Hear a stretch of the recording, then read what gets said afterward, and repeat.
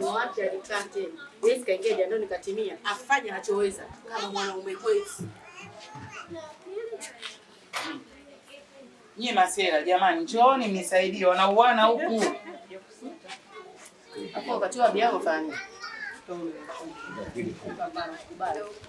Na script za kutupaga ujeuri tafsiri.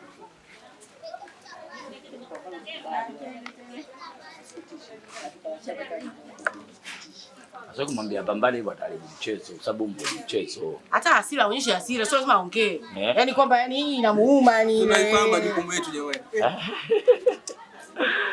Unafanyaje tena? Tuondoke baba.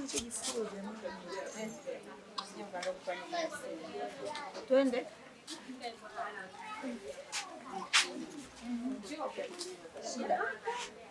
Una kipi cha kutuambia? Kwa unafaa kuwa mfano kwetu. Alafu mimi nishapiga marufuku sana hivi.